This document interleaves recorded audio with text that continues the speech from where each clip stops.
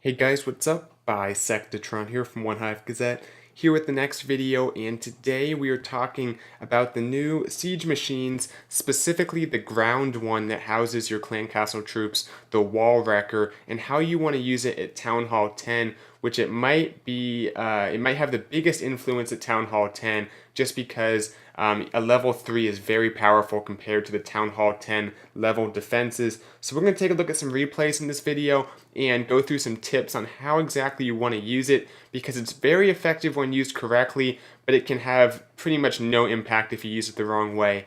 So we'll cover all of that and more in this video, starting off first with an attack before we get into too many details. And you can see it was positioned so it opened up 2 layers of walls before the troops take the jump spells towards the infernos. And what this does is it takes a base that previously might not have been able to be hit by a witch boulder, the 2 jumps might not have been able to connect everything, and it opens up enough walls to make it all doable. So this is going to be a very popular thing to include in your kill squad, to substitute in for wall breakers and possibly even jump spells, to get very deep into the base, and also to tank at the same time and deliver some full health CC troops into the base. So it does quite a bit of jobs that otherwise would cost troop space and spell space to do.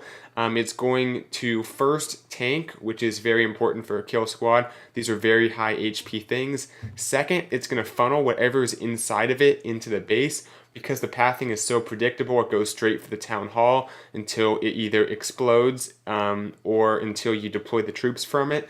So you can predict exactly where the things inside of it will go. Don't have to worry about funneling bowlers as much potentially. And then finally, it's going to open up the walls for anything else going in, such as your heroes, which would otherwise take wall breakers, possibly jump spells. So we're going to go through all the details in this video, like I said, and I think it's going to be even more popular, the Wall Wrecker will, than the Battle Blimp, which is the air version of the Siege machine, because the Wall Wrecker, like I said, does so many jobs. Not to say the air blimp isn't going to be used, but I think it won't be used as much because there's a lot of value to be gotten from the Wall Wrecker. So let's take a look at a few basic points, then we'll get back into some more replays here. The first thing is you want to substitute it for wall breakers, and you want to position it so it opens up the walls you want opened up. Like I said, it targets the town hall, so if you're coming in at the opposite side of the town hall, you can pretty much drop it and it'll go straight forward into the base. But it's a little trickier if the town hall is maybe on like a side adjacent to your entry point. Then you want to slide it over so it intersects the walls on its way to the town hall.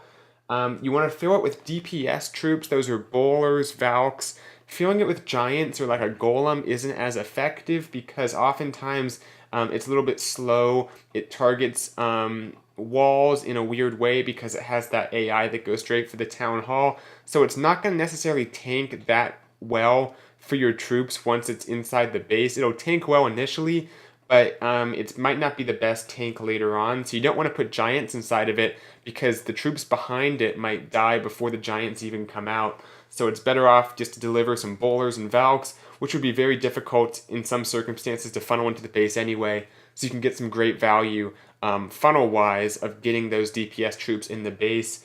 Like I said, use it as a tank. That's the third point. Don't bring the giants or the golem or whatever. If you already have it, just use its tanking ability. Otherwise, you're almost wasting that, and you might as well drop your CC troops like normal.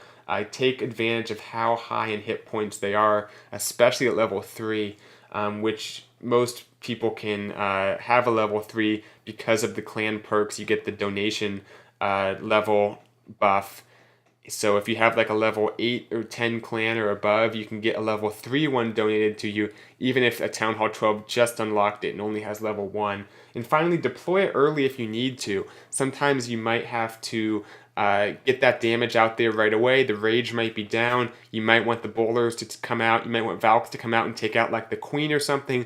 Don't wait if you don't want it to tank any longer. Hit the deploy button. It's like using the ability on your heroes, and the troops will pop out and you can get that value right away. So don't be afraid to do that. We'll actually take a look in a moment at an attack where that might have been a good idea to do. So let's hop back into the next attack I want to show you guys. This one is same attacker, Pillage Me Timber, and Once again, a nice attack. This is the Falcon strategy, which might be a little less popular post-update. The healers don't heal the Valks and the Boulders quite as well. They don't heal any troops quite as much as they used to. But I think it still will be popular, especially against bases where it's not explicitly defended against, like this one, not the best anti-Falcon base. So you can see the town hall is right at the bottom. The entry point is going to be at about 10 o'clock on this base by the air defense and the cannon, which, you know, because it's sticking out, could otherwise be a little bit of a tricky funnel point. But this just ensures that the Valks are going to go inside the base. Now, the only bowlers he brought are the ones inside the CC, which are inside that wall wrecker right now.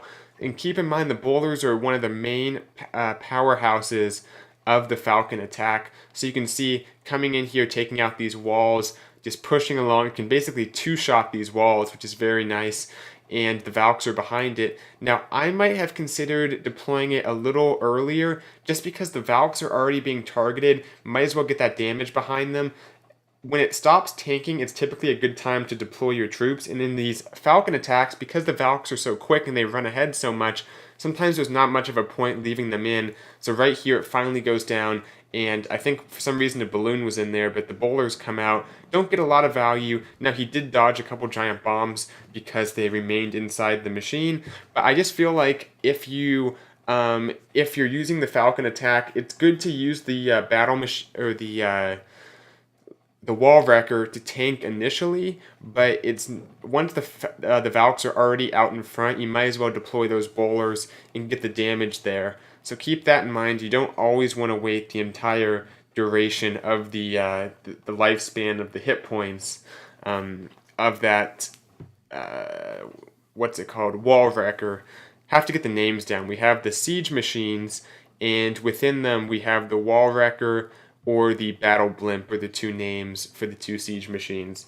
So anyway, like I said, just focusing on the wall wrecker in this video. I'll make a video later focusing on the battle blimp once we see some more action of it. I think one possible use of it is you can use it like a lava hound in that you send it through the base towards the town hall. Then you have a bunch of balloons in it, so you just hit deploy whenever you want, maybe right on top of like an air defense or an inferno tower. Lots of creative uses for it because it can go through a base so quickly. Since it's in the air, it doesn't have to worry about walls. You can even put ground troops in it and deliver like Valks right into the middle of the base, possibly. Something to think about. I actually just had that idea right here as I was recording. Didn't even think about that beforehand. Maybe a possible use. We'll see. Maybe I should edit that out of the video if that's something that could be like useful. I don't know. We're not going to be using it in CWL this weekend, so it won't matter anyway. Alright, one attack from the other side here.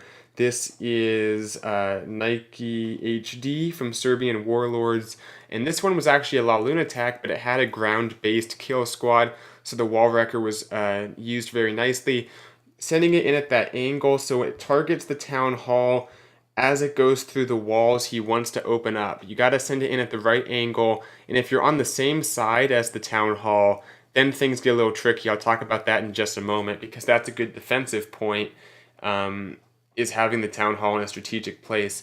So anyway, it kind of comes through here. Inside are a bunch of giants. Like I said, giants are not the best choice usually. In this case, they will tank for the queen for a little while, but I think a lot of the bowlers had already died by the time the giants came out. So oftentimes the tanking is done by the wall wrecker, and then after it goes down, you want that DPS, whether it's bowlers or Valks coming out.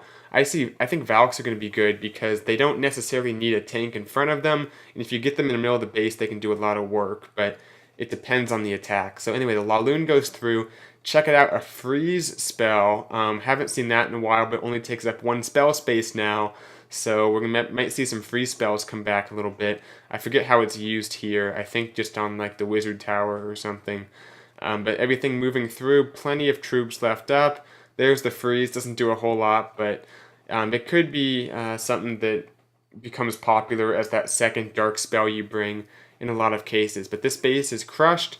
Nice attack to Nike, and that'll pretty much wrap it up for this video, guys. Hope you found it helpful. One thing defensive-wise that I kind of hinted at earlier is if there's a certain side of your base where the kill squad is most likely going to be used, maybe your queen's there, it just is this, based on testing, it looks like that's where people like to send the kill squad from, put your town hall on that side. That way they can't use the siege machines to get a lot of value, specifically the wall wrecker and the kill squad. It'll just be dropped and target the town hall, which won't end up going through any walls. So that's something you might want to do if you know which side of the base the kill squad's most likely to come from, because the town hall is now a very strategic building that you have to put in a good spot defensively to prevent people from just sending the siege machine in the base at the opposite side and busting up a bunch of walls as the kill squad moves through. So keep that in mind defensively. Thanks for watching. I'll make one of these for the battle blimp as well, so you guys know how to use the air version of this. But let me know what you think in the comments, and I'll see you guys later. Bisectatron out.